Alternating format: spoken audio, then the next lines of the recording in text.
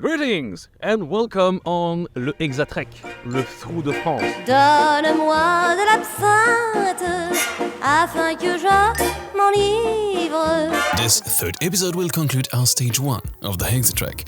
Obviously, as hiking seems to be the least portrayed activity of these videos, we'll spend too much time exploring the effect of absinthe on a thru hike, greet quickly the fastest Hexatracker to date, and cross a bit of Switzerland weighted by their infamous Fondue. But first, let's rewind a bit out of the Gorges du Doubs and transport you in a secret location. As I was walking uphill on a random road, I stumbled upon the first ever true trail magic, a sign out of nowhere inviting me to enjoy coffee, take water, rest, and even inviting me to stay over. All of that on the cutest display ever. Patricia and Heinz appeared and we talked for hours. We are used to travel a lot, and we met so many people who helped us, or we had to stay over for night or food or whatever. So we said something like this we would like to give back also to people. And we are alone here at the moment, so it gives a chance to talk to someone. It's very boring here, all by ourselves. So I like to meet people, talk to people. I love languages. So don't be scared. I talk 5 languages: German, French, English, Spanish, Italian, of course. Okay. Yes, I think I said everything. They accepted my interview, but asked me to not reveal their location so that passing there remains magical for hikers. We would like to give them a kick. We would like to get a smile on their face. Yes. And give them a happy moment. It gives them courage. Courage, yes. To continue, because we know how it is sometimes when you travel every day. Several times you are tired and you don't know why you're doing this, and then you find something that changes this moment into another one, and the waves are very big, the lows are very low, and the highs are very high when you're traveling. So this should be a high point, a high moment. And it absolutely was one of the highest moments of my whole adventure. A high that I would ride all across the gorgeous twists and turns of the next section. This section of the Hexatrack is called les Gorges du Doubs. Le Doubs is this river. It's the river between Switzerland and France. And actually Doubs in French also means soft. And this is the softest hike. It's serene. You're following the river all the way, and at any point you can just dive in. I haven't done it yet, but I will probably dive in a little bit later when I set camp. And you have barbecues everywhere. You have it's really a leisure point and very wild. There is nobody. I really have something for this path, and it's really easy. It's fantastic, really. As I was getting ready to plunge my filthy hiker body in this magnificent water, I was finally caught up by my first Hexatracker. Tis, from the Netherlands, had been walking fast behind me to try and catch up with me. Energetic, lean, athletic, fast, he wasn't ready for my style of hiking, as we arrived in front of a restaurant named after the most scandalous alcohol to date, the Absinthe. You already guessed what happened next. So it was born in Le Val de Travers in Switzerland, not far from here. And then a few years later, like all the big industries started to go to Pontarlier, which is just nearby. And that's like the capital of absinthe now, because like that's where will be like all the main factories, absinthe factory back then. So, and there is still here a strong culture about absinthe. And yeah, people like still drink it here with the fountain and everything, all the ritual. Yeah. So yeah, like it's like kind of a Swiss and French history about absinthe. In Swiss being like the Le Val de Travers, and in France being like Pontarlier and all the region nearby. Usually people take it before the meal, and like when they, like an apéro. It's usually like really something you share, not something you drink alone at home, because of the fountains, like most of the time there are like 4 robinets, so you can drink it with 3 other people. And some other have 2 robinets, it depends. But yeah, most of the time, like you put the fountain in the middle of the table. Like it's always better like when it's sunny and you are in a terrace just like here. And so yeah, I would say before lunch and dinner, outside with friends. Absinthe gained its bad reputation because of wine producers and artists on the eve of World War I. Once the most popular drink in France, far above wine because of its cheap price and high alcohol content, the wine lobby started a smear campaign, arguing that the drink made people go cuckoo and cited artists from Paris as a proof. The culprit? A molecule in the absinthe plant called Thru that can provoke hallucinations at high doses. But its concentration in a glass is infinitesimal, and in order to actually feel any effect of Thru by drinking absinthe, you'd need so many liters that alcohol would dilute your brain way before seeing your first pink elephant. Absinthe was made illegal in 1915 in France, continued to be produced illegally, and was allowed again in 1988. And also here at the restaurant, in a few weeks we will be making our own absinthe recipe.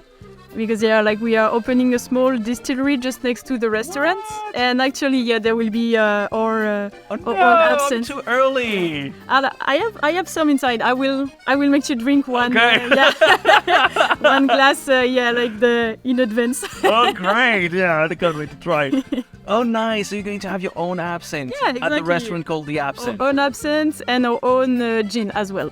Oh, yeah, God, we will have amazing. 2 types of alcohol. We'll have yes. And what a luck!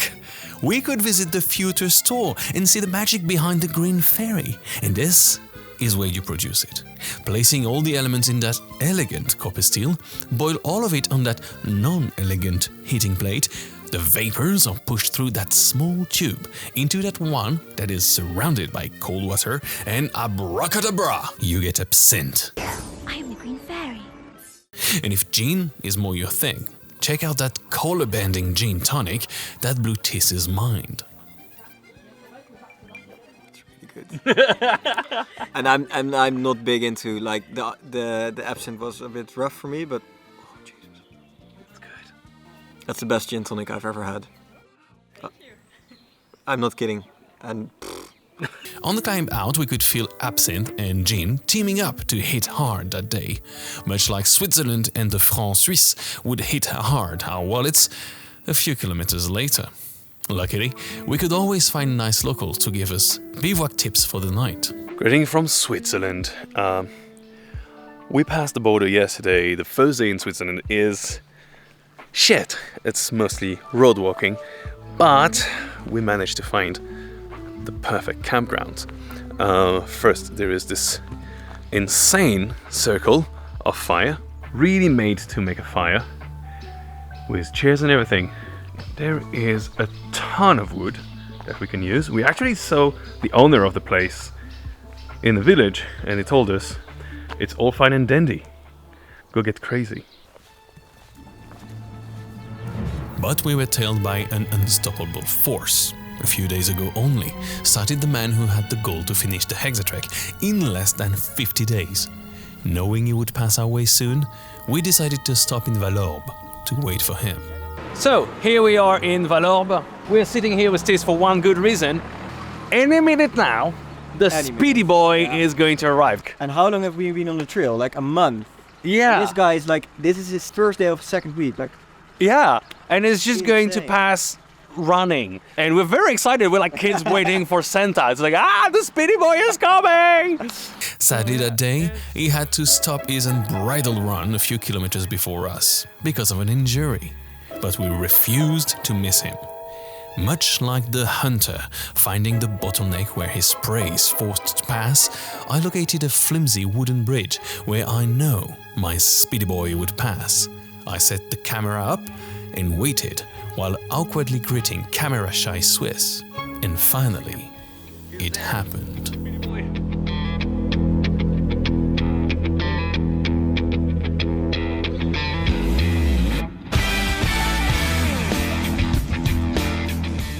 There he he was the first finisher to be of the HexaTrek, Yves-Loup Fanton. I knew he was on a tight schedule and I was very happy that he spared a few minutes to talk with me. And, uniting the time of a picture, the fastest and slowest man on the HexaTrek. A few weeks later, he was already dipping his toes in the ocean, finishing exactly as expected in 50 days for the first time. We decided then to secure my position as slowest by consuming fondue almost daily. Specialty of the region, the sheer simplicity of this meal makes it mandatory and surprisingly compatible with hiking gear. Just a gargantuesque amount of hot, melted cheese scooped with bread. But in Switzerland, it is even better to stop in a chalet along the way, like this one, run by a local association. People doing that on their free time and welcoming you as best as they can. Yeah. Every weekend is going to be a different group of people. A different family? Yeah, different families. Usually is people who used to come as children and now they're adults and they're bringing their children holding the place for the weekend. Okay, so that's why we've been served by children that are not at the legal age of serving. Definitely. So you're doing child labor. Okay, that's nice. Yeah, good point for Switzerland. Doing the right Switzerland thing. is for this. Okay, I understand. Normally, during summer, we tend to have more raclette. The fondue or raclette is perfectly fine, especially in this area, like so beautiful, with this green grass, the cows, etc. It's really nice to have a fondue. Just don't drink cold water or cold drinks with the fondue because otherwise you're going to be a bit... So we are basically forced to drink alcohol. Alcohol or tea or a warm drink. Yeah, I really wanted to hear that we are forced to drink alcohol, so that was of my fault. That's the idea. That's magnificent. So, how is it working exactly? How do you eat the fondue? It's a little heater below the cartapouille, and you always, when you eat the fondue, for people from abroad, you always have to turn it in 8. Oh. Keep it turning until it's finished, and then you have the religieuse in the end, and you can ask the gardien to remove the grilled cheese in the bottom of the fondue and to share it with the different participants. But we love cheese. That's the thing. Just a warning though, when you dip your bread in the melted cheese mix, don't lose it sucked in the goo, or you'll have always a French-speaking person screaming to you, "Naked in the staircase!"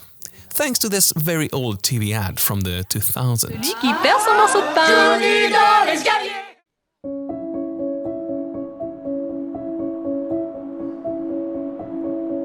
La Dole is the last climb before going to the Lac Léman, the official end of the first stage.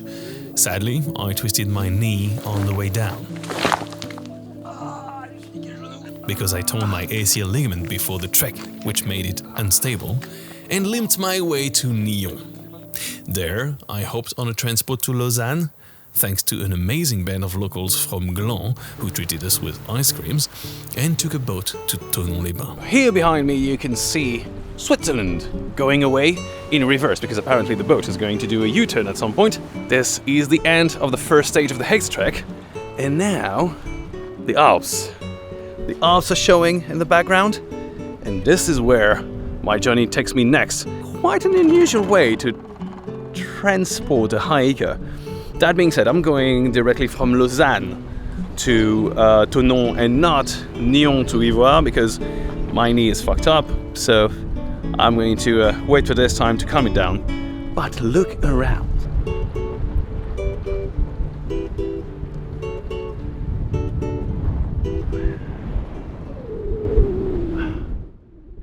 And there they were, standing tall over the placid waters, the dreaded and dramatic Alps, where this easy stroll through the woods would take a completely different turn.